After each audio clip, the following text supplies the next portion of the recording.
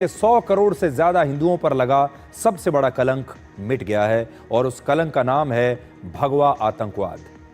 महाराष्ट्र के Malegaon blast case में आज एनआईए की स्पेशल कोर्ट ने साध्वी प्रज्ञा सिंह ठाकुर और कर्नल श्रीकांत प्रसाद पुरोहित सहित 7 आरोपियों को बरी कर दिया है और बाकी जो 5 आरोपी हैं उनके नाम हैं रिटायर्ड मेजर रमेश उपाध्याय, सुधाकर चतुर्वेदी, अजय राहिरकर, समीर कुलकर्णी और सुधाकर धर द्विवेदी। यूपीए की सरकार के समय 29 सितंबर 2008 को मालेगांव में एक बम धमाका हुआ था जिसमें 6 लोग मारे गए थे और 100 लोग के करीब घायल हुए थे। तब कांग्रेस, राहुल गांधी और मनमोहन सिंह की सरकार हिंदू आतंकवाद की एक नई थ्योरी लेकर देश के सामने आई थी और राहुल गांधी ने तो इसे पाकिस्तान के आतंकवादी संगठनों से भी ज्यादा खतरनाक बताया था। और अब कोर्ट से आरोपियों के बरी होने के बाद क्या हिंदू आतंकवाद के मुद्दे पर राहुल गांधी, सोनिया गांधी और पूरी कांग्रेस पार्टी, वो तमाम बड़े बड़े नेता जो हिंदू और भगवा आतंकवाद का सहारा लेकर चुनाव जीतने की कोशिश कर रहे थे, क्या ये सारे लोग देश के 100 करोड़ हिंदुओं से आज माफी मांगेंगे? माफी तो शायद उन्हें मांगनी पड़ेगी, लेकिन पहले आपको कोर्ट के फैसले की कुछ बड़ी बातें बताते हैं कि अदालत ने क्या कहा है। पहली बात, जांच एजेंसी कोर्ट में आरोपों को साबित ही नहीं कर पाई। जज ने कहा कि धमाका हुआ था, लेकिन यह भी साबित नहीं हुआ कि यह बम मोटरसाइकिल में ही रखा गया था। दूसरा, लेफ्टिनेंट कर्नल पुरोहित के घर में विस्फोटक रखने या बम बनाने के कोई सबूत नहीं मिले। तीसरा, जांच के दौरान फिंगरप्रिंट्स, मोबाइल डेटा या फिर कॉल डिटेल्स नहीं ली गई, यानी इसमें लापरवाही हुई। और चौथी बात, अभिनव भारत संगठन की फंडिंग से आतंकी गतिविधियों का कोई संबंध नहीं मिला। सोचिए, जिस धमाके के बाद भगवा आतंकवाद की थ्योरी की शुरुआत हुई थी, उसकी जांच भी ठीक से नहीं हुई और ऐसा लगता है कि मानो किसी साजिश के तहत जानबूझकर शुरुआत में इस जांच को भटकाया गया। कांग्रेस की प्रयोगशाला में हिंदुओं के खिलाफ नफरत का यह प्रयोग हुआ था और बीजेपी ने आज इस मुद्दे पर सोनिया गांधी और राहुल गांधी से माफी मांगने के लिए कहा है।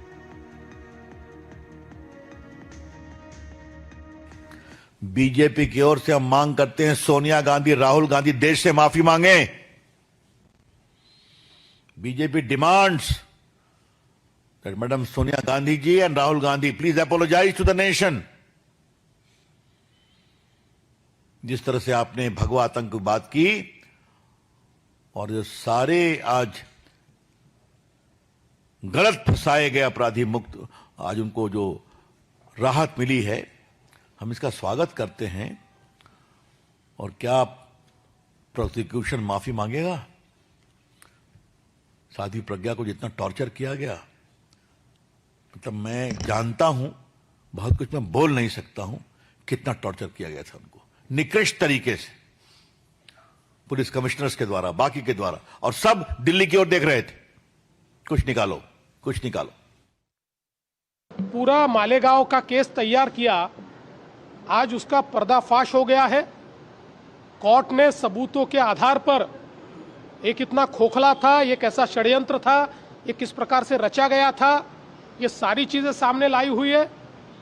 और एक प्रकार से केवल वोट की राजनीति के लिए अपनी वोट बैंक को और विशेष रूप से एक पर्टिकुलर धर्म की वोट बैंक को खुश करने के लिए जिस प्रकार से नैरेटिव लाने का प्रयास कांग्रेस ने किया था और तमाम भगवा और हिंदुओं को आतंकवादी ठहराने का जो काम कांग्रेस ने किया था, आज पूरा देश उसका धिक्कार कर रहा है। और हम मांग करते हैं कि कांग्रेस ने माफी मांगनी चाहिए। विशेष रूप से ये हिंदू आतंकवाद और भगवा आतंकवाद कहकर जो अपमान कांग्रेस ने तमाम भारतीयों का और हिंदू समाज का किया है, उसके लिए कांग्रेस माफी मांगे। मालेगांव ब्लास्ट में आज 7 आरोपी निर्दोष साबित हुए हैं। इसमें से मैं सबको नहीं जानती थी, लेकिन साध्वी प्रज्ञा और कर्नल प्रसाद पुरोहित को मैं जानती थी नाम से। एक भगवा आतंकवाद की थ्योरी रची गई जिसके जनक हमारे मध्य प्रदेश के पूर्व मुख्यमंत्री दिग्विजय सिंह जी थे और वो राहुल गांधी के इशारे पर ये काम कर रहे थे। पूरी दुनिया में हिंदुत्व को बदनाम करने के लिए इस्लामिक आतंकवाद के मुकाबले में भगवा आतंकवाद शब्द को बनाया गया और उस शब्द को प्रमाणित करने के लिए बहुत बेकसूर लोग इसका शिकार बनाए गए। आज एक बड़ा सवाल यह है कि इस प्रकार की तुष्टीकरण की राजनीति करके अगर चुनाव जीत भी लिए जाएं, कुछ सीटें हासिल कर भी ली जाएं, तो इससे लोकतंत्र मजबूत होता है या इससे लोकतंत्र कमजोर होता है? आज बड़ा सवाल हम आपके सामने ये लेकर आए हैं। जो नेता, जो पार्टियां इस प्रकार का तुष्टीकरण करती हैं एक खास समुदाय को रिझाने के लिए, उसके आधार पर, उस वोट बैंक के आधार पर अगर चुनाव होते हैं, चुनाव जीते जाते हैं, तो क्या आप ये कहेंगे कि इससे लोकतंत्र मजबूत होता है या आप कहेंगे कि लोकतंत्र इससे कमजोर होता है? हिंदू आतंकवाद का झूठा आरोप लगाकर जो केस 17 वर्षों तक चलाया गया, इस केस के दो बड़े चेहरे हैं जिनका नाम आप लगातार पढ़ते आ रहे हैं, सुनते आ रहे हैं। पहला नाम है 55 वर्ष की साध्वी प्रज्ञा ठाकुर और दूसरा नाम है 53 वर्ष के कर्नल श्रीकांत प्रसाद पुरोहित। कर्नल पुरोहित के नाम से आप उनके बारे में सुनते हैं। सोचिए, इन दोनों पर जो गंभीर आरोप लगाए गए वो कोर्ट में साबित नहीं हुए और संभव है कि इन्हें बिना किसी गलती के, बिना किसी दोष के इस मामले में फंसा दिया गया हो। मालेगांव ब्लास्ट केस की शुरुआती जांच महाराष्ट्र की एटीएस ने की थी और फिर वर्ष 2011 में जब यूपीए की सरकार थी तब यह केस एनआईए को सौंप दिया गया और फिर एनआईए ने ही वर्ष 2016 में इस मामले में चार्जशीट दाखिल की और पूरे 17 वर्षों के बाद जब आज ये फैसला आया है तब इस मामले में 3 जांच एजेंसियां और 4 जज बदल चुके थे। महाराष्ट्र एटीएस ने आरोप लगाया कि जिस बाइक में, जिस मोटरसाइकिल में यह बम फिट किया गया था वो साध्वी प्रज्ञा ठाकुर की थी। हालांकि यह आरोप अदालत में साबित ही नहीं हुआ। साध्वी प्रज्ञा ठाकुर पर बम धमाके की साजिश में शामिल होने और बम फिट करने के आरोपी के साथ संबंध होने का दावा उस समय किया गया था। तो अब तो यह सबूत ही नहीं मिल रहे कि यह बम इस मोटरसाइकिल में फिट किया गया था, इस बाइक में फिट किया गया था। लेफ्टिनेंट कर्नल पुरोहित पर बम धमाके के लिए आरडीएक्स की व्यवस्था करने, हथियार खरीदने में मदद देने और बम बनाने में तकनीकी मदद करने के आरोप लगाए गए थे। उन पर अभिनव भारत संगठन शुरू करने और इस संगठन के लिए 21 लाख रुपए जुटाने के आरोप भी लगे और उन्हें वर्ष 2009 में मालेगांव बम धमाकों का मुख्य आरोपी बनाया गया। इसके बाद, इस धमाके के बाद अक्टूबर 2008 में साध्वी प्रज्ञा ठाकुर और कर्नल पुरोहित को नवंबर 2008 में गिरफ्तार किया गया। 9 साल तक जेल में रखा गया और उसके बाद इन्हें वर्ष 2017 में जाकर जमानत मिली। अगर आप इस केस की पूरी अवधि को देखें तो साध्वी प्रज्ञा ठाकुर और कर्नल पुरोहित का वनवास 17 वर्षों तक चला है। यह बदनामी का दौर था, यह जेल का दौर था, यह यातनाओं का दौर था। अब आप सोचिए, इन लोगों के ये 17 वर्ष कौन वापस दिलाएगा? जो बदनामी इनकी की गई, क्या वो वापस हो सकती है? जमानत मिलने के बाद कर्नल पुरोहित को फिर से भारतीय सेना की सर्विस में वापस ले लिया गया। हालांकि जेल जाने की वजह से, इन आरोपों की वजह से इसके बाद उन्हें कभी प्रमोशन नहीं मिला, यानी वो अपने साथ काम करने वालों से पीछे रह गए। कर्नल प्रसाद पुरोहित पिछले 17 वर्षों तक अदालतों के चक्कर लगाते रहे। इसी देश के सिस्टम ने उन पर बम धमाके में शामिल होने का इतना बड़ा झूठा आरोप लगा दिया। लेकिन आज जब उन्हें बरी किया गया तो उन्होंने अपने लिए कोई शिकायत नहीं की, बल्कि सिर्फ और सिर्फ इस देश की बात की। और आज भी कर्नल पुरोहित के लिए भारत से बढ़कर, इस देश से बढ़कर कुछ नहीं है। यह फैसला आने के बाद आज उन्होंने क्या कहा, आज इस देश के हर नागरिक को ध्यान से सुनना चाहिए। इस राष्ट्र ने मुझे सेवा करने का मौका इसके पहले दिया, बेल पर आने के बाद भी दिया और परमात्मा की मैं बहुत बहुत धन्यवाद देता हूं कि इसके बाद भी वो मुझे मौका दे रहा है। एक निर्दोष निकलने के बाद मैं चाहता हूं कि भगवान और मातृभूमि हर एक को ये मौका दे और देते रहते हैं। कमी हम में होती है कि हम उसका फायदा नहीं उठाते। ठीक है, तो देश का काम करो भाइयों। ठीक है, और कुछ नहीं है, देश के सिवा और कुछ नहीं है। ये अपना देश है, हमने काम करना चाहिए। इसी देश ने उनके साथ कितनी नाइंसाफी की। इसी देश की व्यवस्था ने 17 साल उनके जीवन से छीन लिए, इतनी बदनामी दी। अखबारों में हेडलाइंस छपती थी, न्यूज चैनल्स पर उनके बारे में डिबेट होते थे। आज उनके परिवार के बारे में सोचिए, उनके दोस्तों के बारे में सोचिए, उनके बच्चों के बारे में सोचिए, कैसे इस परिवार ने ये 17 वर्ष देखे होंगे। उनके बारे में सोचिए, उनके करियर के बारे में आज सोचिए।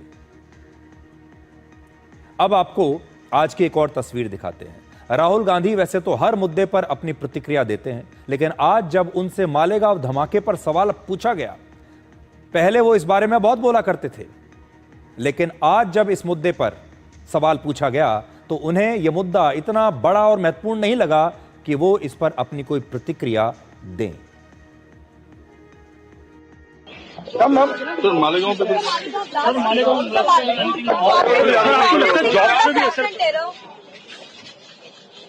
कांग्रेस आपको लगता है जॉब पे भी और 7 have been executed or 7 have been look please don't sister please don't try and digress the issue.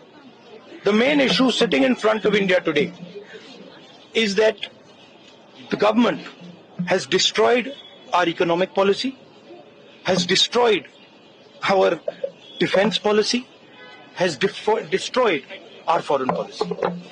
Okay? They are running this country into the ground. तो अब देखिए, राहुल गांधी कहते हैं कि आप मुद्दे को भटकाइए मत। इस देश का जो सबसे बड़ा मुद्दा है वो तो अर्थव्यवस्था का मुद्दा है। आज जो फैसला आया है ये उनके लिए कोई मुद्दा ही नहीं है, जबकि उनकी सरकार ने, उन्होंने खुद और उनकी सरकार के और उनकी पार्टी के बड़े बड़े नेताओं ने उस समय इसे इतना बड़ा मुद्दा बना लिया था। उन्होंने सोचा था कि इसके जरिए वो बहुत सारे चुनाव जीतेंगे और जो माइनॉरिटी का वोट बैंक होता है उसे वो एक तरीके से कंसोलिडेट कर लेंगे। लेकिन आज राहुल गांधी को ये मुद्दा महत्वपूर्ण नहीं लग रहा। उन्हें लगता है कि जो डेड इकोनॉमी का मुद्दा है, कि अर्थव्यवस्था मर रही है, ये बड़ा मुद्दा है और ये उनका आरोप भी बिल्कुल झूठा है। आज हम इसे भी झूठा साबित करेंगे अभी थोड़ी देर के बाद, लेकिन पहले ये विश्लेषण खत्म कर लेते हैं। आज कोर्ट के फैसले के साथ ही भगवा आतंकवाद का ये दुष्प्रचार समाप्त हो गया है और ये भारत के 100 करोड़ हिंदुओं के साथ दुनिया भर के हिंदुओं के लिए भी एक बहुत बड़ी खबर है, क्योंकि हिंदू आतंकवादी हो नहीं सकता। यूपीए सरकार ने हिंदुओं के खिलाफ ये एक बहुत बड़ा धोखा और छलावा किया था, जिसकी वजह से 17 सालों से इस देश के हिंदू इस कलंक को झेल रहे थे। सोचिए, जो गंभीर आरोप लगाकर साध्वी प्रज्ञा ठाकुर और कर्नल पुरोहित को पहले गिरफ्तार किया गया, इतने वर्षों तक जेल में रखा गया, उन्हें टॉर्चर किया गया, आज वो तमाम आरोप कोर्ट में साबित ही नहीं हो पाए। उस समय कांग्रेस पार्टी और यूपीए सरकार को हिंदुओं से शायद इतनी नफरत हो गई थी कि सिर्फ मालेगांव ही नहीं बल्कि 2007 में हैदराबाद की मक्का मस्जिद में हुआ धमाका और 2007 में ही समझौता एक्सप्रेस में हुआ ब्लास्ट, इसके आरोप भी उन्होंने हिंदुओं पर ही लगा दिए थे। इसलिए आज हम उन लोगों को एक्सपोज जरूर करना चाहते हैं जो भगवा आतंकवाद के रचयिता हैं। ये जो शब्द है, जिन्होंने शब्द का आविष्कार किया, भगवा आतंकवाद, हिंदू आतंकवाद, आज आपको एक बार उनके बारे में तो जरूर सोचना ही चाहिए। वर्ष 2008 में मालेगांव में बम धमाके के बाद अंग्रेजी में सैफरन टेरर और हिंदी में भगवा आतंकवाद, इस शब्द का पहली बार इस्तेमाल किया गया और उस समय राहुल गांधी और यूपीए की सरकार जो देश में चल रही थी केंद्र में, वो हर मंच पर भगवा आतंकवाद का एक नैरेटिव तैयार कर रही थी। जुलाई 2009 में राहुल गांधी की मुलाकात भारत में अमेरिका के राजदूत टिमोथी रोमर से हुई और तब राहुल गांधी ने कट्टरपंथी हिंदू संगठनों को लश्कर तैयबा जैसे इस्लामिक आतंकवादी संगठनों से भी ज्यादा बड़ा और ज्यादा खतरनाक बताया था। तब अमेरिका के राजदूत ने यह जानकारी वॉशिंगटन भेजी और बाद में इस बात का खुलासा वर्ष 2010 में विकीलीक्स के माध्यम से हुआ था कि राहुल गांधी ने यह बात अमेरिका के राजदूत को कही। मुंबई में आतंकवादी संगठन लश्कर-ए-तैयबा के आतंकवादी हमले के लगभग 7 महीने के बाद राहुल गांधी ने यह बयान दिया था और तब राहुल गांधी को लश्कर-ए-तैयबा से ज्यादा खतरा हिंदू आतंकवाद में दिख रहा था। मालेगांव धमाके के ठीक बाद 30 नवंबर 2008 को पी चिदम्बरम देश के गृह मंत्री बने थे। इसके बाद अगस्त 2010 में पी चिदम्बरम ने एक नई थ्योरी देश को सुनाई और वो ये थी कि हिंदू संगठनों से जुड़े लोग अब आतंकवादी गतिविधियों और कई बम धमाकों में शामिल हैं। आज वो पुराना बयान पी चिदम्बरम का इस देश को दोबारा से सुनना चाहिए। There is no let up in the attempts to radicalize young men and women in India. Besides, there is a recently uncovered phenomenon of saffron terrorism that has been implicated in many bomb blasts of the past. P Chidambaram को आपने देख लिया। अब जरा सोचिए आप, इस देश का गृह मंत्री अगर हिंदू आतंकवाद की बात करता है, भगवा आतंकवाद की बात करता है, तो फिर पूरी दुनिया भी इस पर विश्वास करती है और देश का एक तबका भी इसे अपनी व्यवस्था का हिस्सा मान लेता है। कांग्रेस के एक और नेता हैं जिनका नाम है दिग्विजय सिंह। उन्होंने भी 2008 से लेकर 2011 तक लगातार हिंदू आतंकवाद की बातें की हर मंच से। वर्ष 2011 में दिग्विजय सिंह ने एक बयान दिया था कि आरएसएस देश में आतंकवाद फैला रहा है और बम बनाने की फैक्ट्रियां बना रहा है। दिग्विजय सिंह ने मुंबई के 26/11 के हमलों के पीछे भी हिंदू संगठनों के होने का दावा कर दिया था। तब ऐसा लगा मानो कांग्रेस में हिंदुओं के खिलाफ नफरत भरे बयान देने की कोई प्रतियोगिता चल रही हो। कौन नेता हिंदुओं के खिलाफ और ज्यादा खतरनाक बयान दे सकता है, और हर नेता आकर इस मुद्दे पर अपने अपने बड़े बड़े बयान दे रहा था। और आज हम देश भर के हिंदुओं की तरफ से राहुल गांधी, पी चिदम्बरम और दिग्विजय सिंह से यह सवाल पूछना चाहते हैं कि वो हिंदू आतंकवाद के झूठ पर माफी कब मांगेंगे। राहुल गांधी तो माफी छोड़िए, इस मामले पर अपनी प्रतिक्रिया देने के लिए तैयार नहीं है। और कांग्रेस में हिंदू आतंकवाद का असल में डायरेक्टर है कौन, इसका स्क्रिप्ट राइटर है कौन? वर्ष 2008 में देश में लगातार बम धमाके हो रहे थे। यह वो दौर था, आपको याद होगा, जब आतंकवाद हमारे देश में लगातार फैल रहा था। एक ही वर्ष में दिल्ली समेत देश के अलग अलग शहरों में 8 बड़े बम धमाके हुए थे, जिनमें से 4 स्थानों पर सीरियल बम धमाके हुए। और वर्ष 2008 से ही कांग्रेस ने हिंदू आतंकवाद शब्द का प्रयोग करना शुरू कर दिया ताकि इस मामले को भटकाया जा सके। इन सब बम धमाकों के पीछे असल में पाकिस्तान का हाथ था, पाकिस्तान के आतंकवादियों का हाथ था, लेकिन इसे भटकाने की कोशिश हुई। हालांकि इन धमाकों के जिम्मेदार देश में मौजूद कट्टरपंथी संगठन और पाकिस्तान के आतंकवादी ही थे, लेकिन तब कांग्रेस ने हिंदू आतंकवाद शब्द का प्रयोग करना शुरू कर दिया। तो क्या हिंदू आतंकवाद की थ्योरी कांग्रेस का एक राजनीतिक एजेंडा थी, ताकि कांग्रेस की सरकार पर कोई सवाल ना उठा सके, कोई ये ना कह सके कि देखिए पाकिस्तान से आतंकवादी भारत में आकर इतना बड़े बड़े धमाके कर रहे हैं, पाकिस्तान हमारे देश में कहां तक घुस आया है, इस बात का जवाब ना देना पड़े। इसके 2 फायदे थे। एक, आंतरिक सुरक्षा के मामले में यूपी की सरकार जो लगातार फेल हो रही थी, इसका जवाब उन्हें ना देना पड़े। और दूसरा, घर बैठे तुष्टीकरण की राजनीति भी करते रहो ताकि इस देश के जो अल्पसंख्यक हैं वो उनसे खुश हो जाएं। यह भी संभव है कि चुनाव में वोटों का ध्रुवीकरण करने के लिए और एक खास वोट बैंक को खुश करने के लिए इसे एक बिजनेस मॉडल बनाकर देश के हिंदुओं पर यह आरोप लगा दिया गया। यानी कांग्रेस ने यह नैरेटिव बनाया कि आतंकवाद किसी एक ही धर्म से जुड़ा हुआ नहीं होता, और इस कोशिश में कांग्रेस ने देश के असली दुश्मनों से ध्यान भटकाने के लिए बहुसंख्यक हिंदुओं को ही सबसे बड़ा खलनायक बनाने की कोशिश की। और यह किसी भी लोकतंत्र के लिए एक बहुत खतरनाक बात है। इसलिए वो तमाम लोग जो कहते हैं कि लोकतंत्र कमजोर हो रहा है, लोकतंत्र खतरे में है, संविधान खतरे में है, ये देश खतरे में है, अभिव्यक्ति की आज़ादी खतरे में है, आज उन्हें ये देखना चाहिए कि जब सरकार, केंद्र सरकार ये सब कर रही थी, तब क्या लोकतंत्र खतरे में नहीं था? क्या ये करके आप संविधान को खतरे में नहीं डाल रहे? और इस तरह का बिजनेस मॉडल का प्रयोग करके अगर आप चुनाव जीत भी लेते हैं, कुछ सीटें जीत भी लेते हैं, तो क्या ये लोकतांत्रिक चुनाव हो सकता है? ऐसा लगता है कि तुष्टीकरण कांग्रेस की राजनीति के केंद्र में है और ये चुनाव जीतने का एक बिजनेस मॉडल उसके लिए बन चुका है, जिसके तहत इस देश के अल्पसंख्यकों को खुश किया जाता है और देश के बहुसंख्यक आबादी पर गंभीर आरोप लगाए जाते हैं, उनका अपमान किया जाता है, उन्हें कमजोर किया जाता है। वर्ष 2009 में तत्कालीन प्रधानमंत्री मनमोहन सिंह ने कहा था कि मुस्लिम अल्पसंख्यकों का देश के संसाधनों पर अधिकार है और उनसे ज्यादा अधिकार है, पहला अधिकार है। एक बार जरा सुनिए उन्होंने क्या कहा था। I did not say the same thing.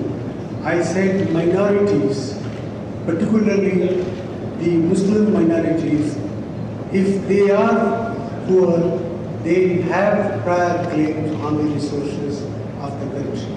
I used the word all for all minorities and I added for mayor, particularly Muslim minorities, if they are poor, they have a prior right on the resources of the country. I stand by that. आपको याद होगा जब 2024 का लोकसभा चुनाव चल रहा था, तब प्रधानमंत्री मोदी ने इस मुद्दे को उठाया था देश के सामने और कहा था कि देश के जो संसाधन हैं उसमें किसी एक खास वर्ग का पहला अधिकार कैसे हो सकता है। लेकिन आज हम आपको जो बताने जा रहे हैं वो यही है कि कांग्रेस की आज से नहीं, शुरुआत से यही राजनीति रही है। कांग्रेस में तुष्टीकरण की राजनीति आज से नहीं है, दशकों से यही चल रहा है, ये उनका बिजनेस मॉडल है। वर्ष 1958 में तत्कालीन प्रधानमंत्री पंडित जवाहरलाल नेहरू ने ऑल इंडिया कांग्रेस कमेटी की एक बैठक में कहा था कि बहुसंख्यकों की सांप्रदायिकता अल्पसंख्यकों की सांप्रदायिकता से कहीं ज्यादा खतरनाक है। ये उस समय का उनका बयान है।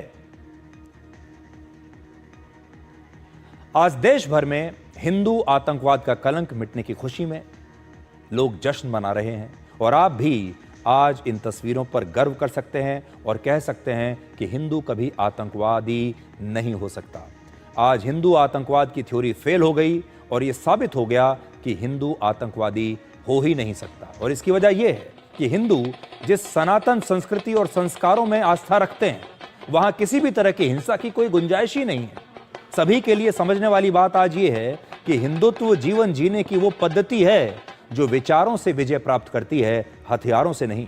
हिंदुत्व जीवन का एक दर्शन है, कोई मजहबी एजेंडा नहीं है।